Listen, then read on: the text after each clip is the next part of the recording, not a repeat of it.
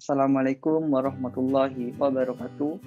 Shalom, Om Swastiastu, Namo Buddhaya, salam sejahtera untuk kita semua.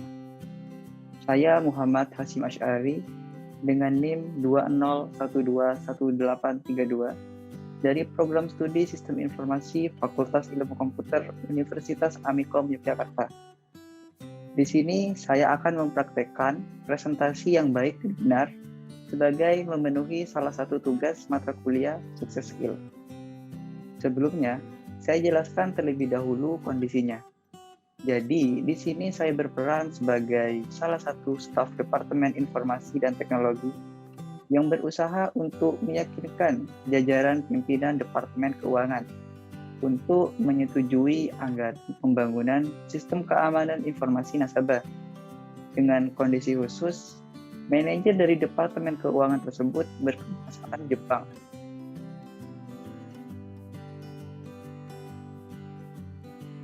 Assalamualaikum warahmatullahi wabarakatuh. Ohayo gozaimasu. Salam, Om Swastiastu, Namo Buddhaya, salam sejahtera untuk kita semua. Pertama-tama saya ucapkan terima kasih kepada Bapak Bambang sebagai manajer dari Departemen Keuangan dan juga Ibu Mei Maimunah sebagai manajer dari Departemen Informasi dan Teknologi yang telah hadir pada kesempatan kali ini. Saya ucapkan terima kasih juga kepada rekan-rekan semua yang telah ikut berpartisipasi dalam presentasi kali ini. Pada kesempatan kali ini, saya akan mempresentasikan mengenai sistem keamanan informasi nasabah. Sebelumnya, izinkan saya memperkenalkan diri terlebih dahulu. Saya Muhammad Hasyim Asy'ari, staf dari Departemen Informasi dan Teknologi, di sini akan menyampaikan presentasi saya. Seperti yang kita ketahui bersama, bahwa informasi merupakan salah satu aset terpenting bagi perusahaan, apalagi kita sebagai perusahaan yang bergerak pada bidang bank. Kita perlu menjamin atas keamanan dari informasi dan data-data tersebut. Karena apabila terjadi kebocoran informasi ataupun kegagalan dalam sistemnya, maka dapat menimbulkan kerugian, baik itu dari sisi finansial maupun dari sisi produktivitas perusahaan.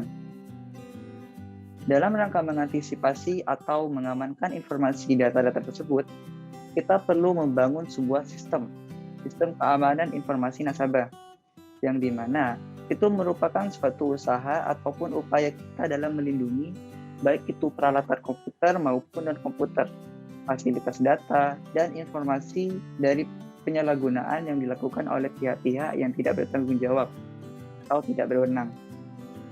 Di sini untuk pihak-pihak yang tidak berwenang dan bertanggung jawab itu ada terbagi dua, yaitu ancaman dari pihak internal dan ancaman dari pihak eksternal. Ancaman dari pihak internal ini bukan hanya pekerja atau karyawan yang ada di perusahaan kita, tetapi juga dari karyawan temporer ataupun konsultan, kontraktor ataupun kolega atau mitra yang bekerja sama dengan perusahaan kita. Yang kedua yaitu ancaman dari eksternal. Ini merupakan ancaman yang datang dari perusahaan yang sama seperti kita, yaitu pesaing kita sendiri. Dan di sini ancaman jenis yang baru dan sering terjadi di tahun-tahun belakangan ini adalah malicious software atau malware. Dan di mana malware itu sendiri dari program-program lengkap atau segmen-segmen kode yang dapat menyerap sistem dan melakukan fungsi-fungsi yang tidak kita inginkan. Fungsi-fungsi tersebut dapat menyebabkan terhapusnya file atau bahkan dapat menghentikan sistem itu sendiri. Nah, contoh dari beberapa software yang berbahaya tersebut seperti virus, worm, adware, dan spyware. Dalam rangka mewujudkan sistem keamanan informasi nasabah tersebut, kita perlu mengetahui 3 aspek dasar dalam keamanan informasi, yaitu ada confidentiality, ada integrity, dan ada availability. Yang pertama, confidentiality. Di sini kita memberikan jaminan bahwa data-data tersebut tidak dapat disadap oleh pihak-pihak yang tidak berwenang. Yang kedua yaitu integrity, yang dimana kita menjamin integritas data tersebut. bahwa data-data tersebut tidak boleh berubah dan tidak boleh diubah oleh pihak-pihak yang tidak berwenang. Salah satu cara untuk memproteksi hal ini adalah dengan cara menggunakan CC exam, certificate, atau signature. Mekanisme signature tersebut akan mendeteksi jika adanya perubahan pada data-data tersebut. Dan yang ketiga adalah availability. Di sini kita menjamin bahwa pengguna tersebut dapat menggunakan sistem informasi tersebut dimanapun dan kapanpun tanpa ada gangguan dan dalam format yang bisa diakses. Selain dari 3 aspek dasar tersebut, kita perlu menambahkan beberapa aspek lagi. Tujuannya untuk lebih meningkatkan keamanan sistem informasi. Yang pertama, yaitu dengan menambahkan authentication yang digunakan oleh orang yang mengakses service dan server yang menyediakan service. Mekanisme yang biasanya namun digunakan dari pihak pengguna yaitu sesuatu yang dipunyanya atau dimilikinya seperti chip card atau kartu ATM. Nah, yang kedua yaitu sesuatu yang diketahuinya. Contohnya seperti user ID, password, ataupun PIN. Dan yang ketiga, sesuatu yang ada pada bagian kita. Contohnya seperti sidik jari ataupun iris mata. Nah, yang kedua yaitu non-repudiation. Di sini adalah menjamin bahwa apabila nasabah tersebut telah melakukan sesuatu transaksi, maka nasabah tidak dapat menolak atas transaksi tersebut. Dan yang ketiga adalah metode keamanan, yang dimana layanan ini terdiri dari beberapa metode keamanan. Yang pertama, yaitu penggunaan protokol Hypertext Transfer Protocol atau HTTPS, yang dimana data-data atau informasi yang dikirimkan dari server ISP atau klien berbentuk data acak yang terenkripsi. Yang kedua yaitu penggunaan metode enkripsi Secure Secret Layer atau SSL 128 bit dari VeriSign, yang disinilah data yang dikirimkan harus melalui SSL dan berada pada tingkat saket. Yang ketiga yaitu penggunaan user ID dan PIN pada layanan internet banking. Yang keempat yaitu pelayanan pengaturan timeout session, yang dimana apabila nasabah tidak melakukan aktivitas apapun setelah 10 menit, maka akses tersebut akan tidak berlaku lagi. Dan yang terakhir yaitu penggunaan PIN dalam setiap kegiatan perbankan. Selanjutnya, setelah kita menentukan aspek-aspek yang digunakan dalam keamanan informasi, kita perlu melakukan pengendalian keamanan. Di sini ada 4 langkah dalam melakukan pengendalian keamanan. Yang pertama, pengendalian teknis. Di sini kita menggunakan sistem deteksi gangguan. Logika dasar dari sistem deteksi gangguan ini adalah mengenali upaya pelanggaran keamanan sebelum memiliki kesempatan untuk melakukan kerusakan. Jadi ini merupakan langkah efektif. Lalu kita menggunakan firewall, yang dimana ini merupakan filter yang digunakan untuk membatasi jaringan antara internal perusahaan dengan internet. Jadi tidak ada pembocoran data yang menyebar ke internet. Yang kedua yaitu pengendalian kriptografis, yang dimana ini merupakan penggunaan kode-kode dengan menggunakan proses matematika yang merubah data-data tersebut atau menyamarkan data-data tersebut ke dalam bentuk tertentu yang tidak dapat dibaca. Selanjutnya yaitu pengendalian fisik. Pengendalian fisik lebih ke bagaimana kita melindungi tempat data-data tersebut disimpan. Misalnya, dalam ruangan server kita perlu menggunakan kunci yang canggih agar tidak sembarangan orang masuk lalu lalang ke ruangan tersebut.